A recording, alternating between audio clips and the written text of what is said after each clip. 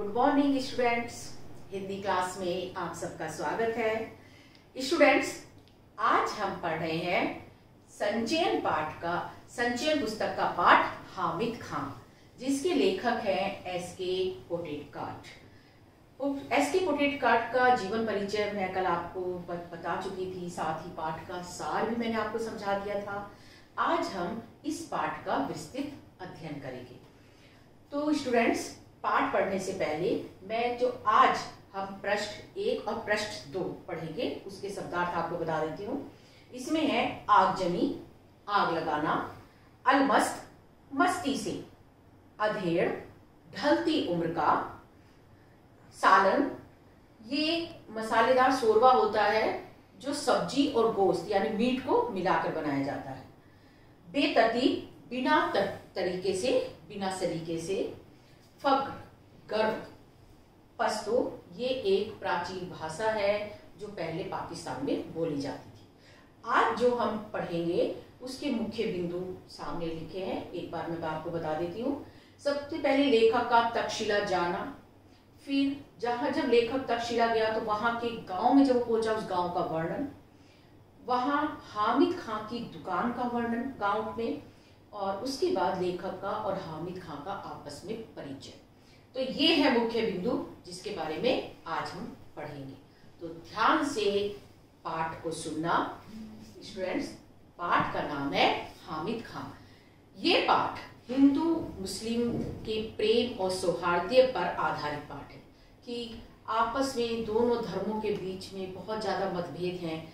हिंदू मुसलमानों को अच्छा नहीं मानते और मुसलमान हिंदुओं को अच्छा नहीं मानते, तो उनमें आपस में ना तो सारे हिंदू एक जैसे हैं ना सारे मुस्लिम। माना कि कुछ मुसलमान हैं जिन्हें हम आतंकवादी कह सकते हैं, लेकिन सारे तो नहीं है। तो हम सारे मुसलमानों को अगर उसी श्रेणी में लाते हैं तो वो गलत है।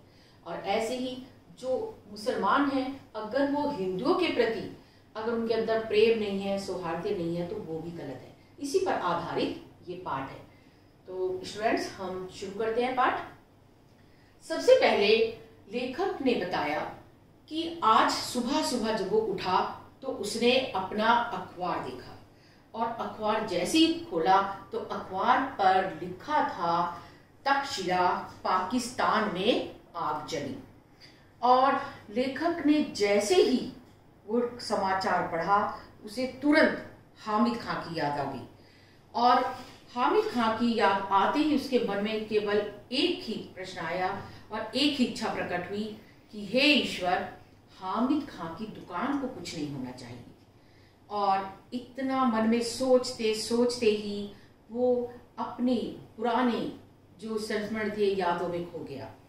और फिर उसे हामिद खां की याद आई कि वो हामिद खां से कब मिला था, कैसे उसकी मुलाकात हुई और किस तरह से वो उससे प्रभावित हुआ।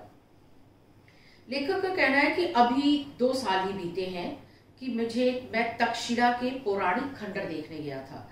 पौराणिक खंडर स्टूडेंट्स होते हैं जहां पुरानी प्रसिद्ध इमारतें होती हैं, क्योंकि आप जानते हैं कि तक्षशिला बहुत ही प्राचीन विश्वविद्यालय रहा है।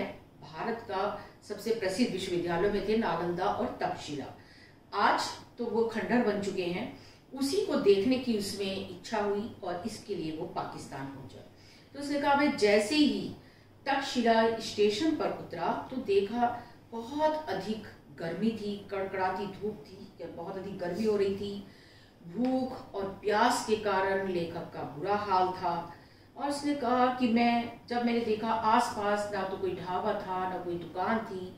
रेलवे स्टेशन से उसने कहा कि करीब पौने मील पर, एक मील भी नहीं बताया, एक मील से भी थोड़ा कम ही था, कि वहां मैंने देखा तो मुझे एक गांव नजर आया, और पैदल पैदल ही लेखक उस गांव की ओर चला गया। अब उसने गांव का वर्णन किया है लेखक ने कि गांव कैसा था। उसने कहा कि गांव में हस्तरेखाओं के समान फैली हुई गलियां थी। अभिप्राय ये है स्टूडेंट्स, हस्तरेखा का मतलब है छोटी छोटी टेढ़ी मेढ़ी, कि समझ ही नहीं आ रहा था कौन सी गली कहाँ जा रही है।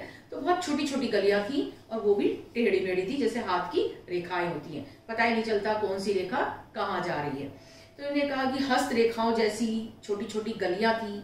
और उसने कहा कि वहां उन छोटी छोटी तंग गलियों में उसने जैसे ही नजर दौड़ाई तो धुआं, मच्छर, गंदगी का बुरा हाल था।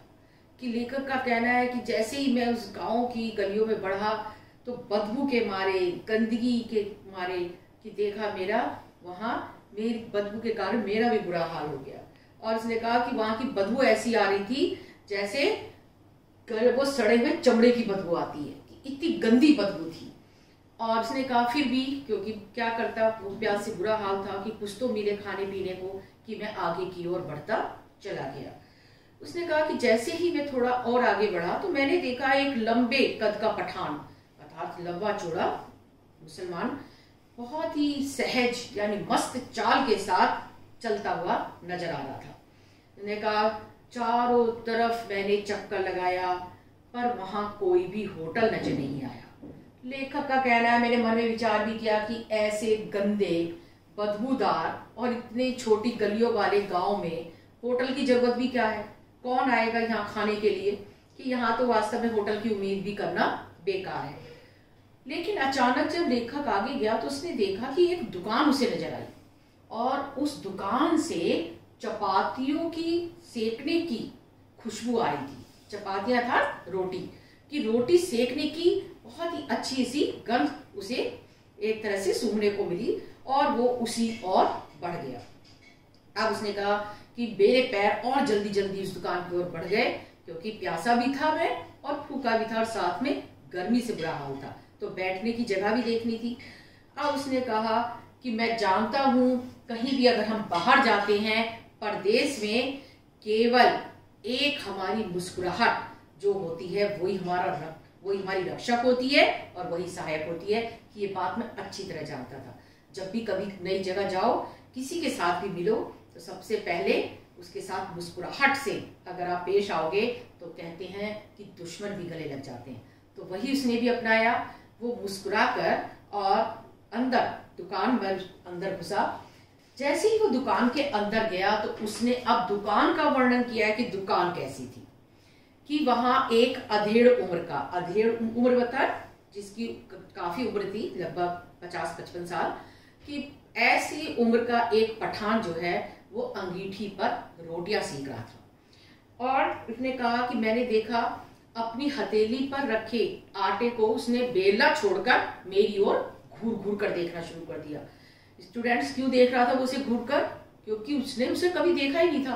अरे गांव में जो लोग जाते होंगे तो वो गांव के सब जान पहचान वाले ही होते हैं, बाहर का तो कोई उस गांव में जाता नहीं होगा। लेकिन उसने देखा ये अजनबी कौन है जो मेरी दुकान की ओर बढ़ता चला जा रहा है, तो इसलिए जो रोटी सेकने के लिए उसने लोई अपने हाथ पे ले रखी थी वो उसके हाथ पर ही रह गई और वो उसे घूरने लगा। उसने कहा कि मैंने देखा मुझे घूर रहा है, फिर भी मैं उसकी ओर आगे बढ़ा और मैं उसे देखकर मुस्कुराया। फिर उसने कहा कि उसके चेहरे के भाव भाव थोड़े से बदले, यानी मुस्कुराकर अंदर बढ़ रहा है। फिर उसने कहा कि बहुत ही बेपरवाही के साथ एक तरह से तीखी नजर से वो मुझे देख रहा था, निहार रहा था। मैंने धीरे से प्यार से उससे पूछा कि क्या खाने को कुछ मिलेगा। उसने भी वैसे ही जवाब दिया, एक बेंच की तरफ इशारा करके, हाँ चपाती और सालन मिलेगा, बैठ जाइए। चपाती अर्थात रोटी और सालन का अभिप्राय है सब्जी और जो मीट होता है, गोश्त होता है, उनको मिलाकर बनाया जाता है मसालेदार शोरबा। तो उसने कहा वो मिलेगा। अब उसने कहा मैं बेंच पर बैठकर रुमाल से हवा करने लगा। अब वो दुकान कैसी थी, ने कहा मैंने जैसे ही चारों तरफ नजर दौड़ाई, दुकान को देखा तो वे तरतीब से लीपा हुआ आंगन, अर्थात पहले तो गांव में आप जानते ही हैं कि ज्यादातर मिट्टी के मकान होते थे, तो मिट्टी की दीवारें और फर्श थे, पर वो भी उसने कहा जमीन पर फर्श पे भी ढंग से लीपा पोता हुआ नहीं था, बहुत ही गंदे तरीके से। और जो उसने कहा कि जो दीवारें थी वो तो पूरी धूल से भरी हुई थी, मानो कभी उनपे झाड़ पोंछ की नहीं गई होगी। और उसने कहा कि वहां जैसी मैं देखा तो एक कोने में एक खाट पड़ी हुई थी और उस पर एक दड़िया था, दाढ़ी वाला, लंबी लंबी जिसकी दाढ़ी थी, ऐसा बुढ़ा आदमी गंदे तकिए पर अपनी कोहनी टिकाए हुए लेटा हुआ था और साथ में हुक्का पी रहा था। उसने कहा कि जैसी मैंने उसे देखा ऐसी गंदी जगह भी वो तो अपने हुक्के की गुड़गुड़ाहट में यानी हुक्का पीने में मस्त था, मानो पूरी दुनिया को बुला के उसी में वो पूरा आनंद ले रहा था। अब उसने जैसे ही ने कहा कि मैं बैठा, तो चपाती को अंगारे पर रखते हुए उस पठान ने मुझसे पूछा, भाईजान आप कहाँ के रहने वाले हैं? लेखक का कहना है, मैंने जवाब दिया कि मैं मालाबार का रहने वाला हूँ। उसने यह नाम नहीं सुना था। उसने कहा, आटे को हाथ में लेकर वो रोटियां थोड़ी सी और बनाने लगा। उसने कहा, यह हिंदुस्तान में ही है ना? क्योंकि उसने ये नाम सुना नहीं था, तो उसने कहा पाकिस्तान में तो ये नाम है ही नहीं कहीं मालाबार, कि भाई हिंदुस्तान में ही होगा। तो उसने कहा हाँ। लेखक ने कहा कि हाँ, भारत के दक्षिण छोर मद्रास के आगे है। उसने कहा, भाईजान क्या आप हिंदू हैं? लेखक ने कहा हाँ, एक हिंदू परिवार में ही जन्म लिया है। उसने बड़ी फीकी सी मुस्कुराहट के साथ फिर दोबारा लेखक से पूछा, आप हिंदू होकर मुसलमानी होटल में खाना खाएंगे? तो लेखक ने कहा, क्यों नहीं, इसमें क्या बात है, हमारे यहाँ तो हर बढ़िया, अगर किसी को खाना पीना हो तो किसी भी होटल में चला जाता है, और हमारे मालाबार में तो बढ़िया चाय पीनी हो या बढ़िया पुलाव खाना हो तो पूरे के पूरे हिंदू और मुसलमान सब एक ही मुसलमानी ढाबा है, उसमें जाया करते हैं। तो हमारे यहाँ हिंदू मुसलमानों का कोई भेदभाव नहीं है।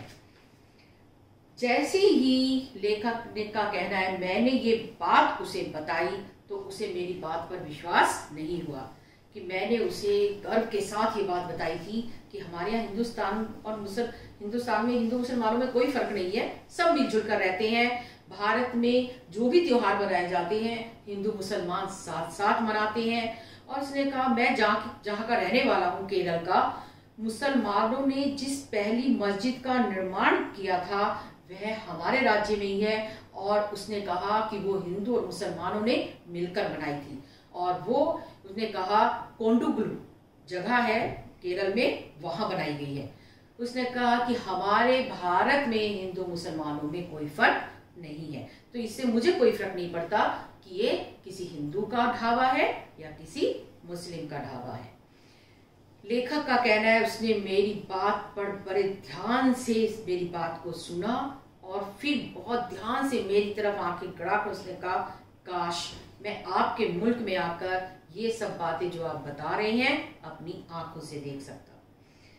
लेखक का कहना है कि मैं जानता था कि वो मेरी इस बात पर विश्वास नहीं कर रहा है, क्योंकि जहां हिंदू मुसलमानों में इतने ज्यादा फर्क होते हैं, अगर उनके सामने ये कहा जाए कि हमारे यहाँ कोई फर्क नहीं, हमारे यहाँ तो सब प्यार से रहते हैं, तो वो उस बात पर विश्वास नहीं करते।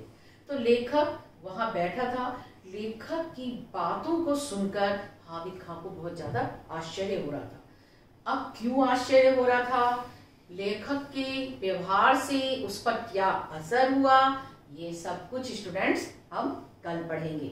तो आज जितना पढ़ाया है उतना एक बार ध्यान से रिवीजन जरूर करना। और स्टूडेंट्स, आप बार बार मुझे क्वेश्चन करके कहते हैं, मैडम इस क्वेश्चन का आंसर क्या होगा, इसका आंसर बता दीजिए। मैं जो भी आपको क्वेश्चंस करने के लिए देती हूँ उनके आंसर क्या तो आपको वीडियो में मिल जाएंगे या जो मैं पीडीएफ में नोट्स भेजती हूँ उसमें। इसीलिए बार बार कहती हूँ ध्यान से वीडियो देखिए। अगर आप वीडियो देखेंगे तो जितने भी क्वेश्चन के आंसर है वो सब आपको इसमें मिल जाएंगे। ओके स्टूडेंट्स, आगे हम कल पढ़ेंगे। Thank you.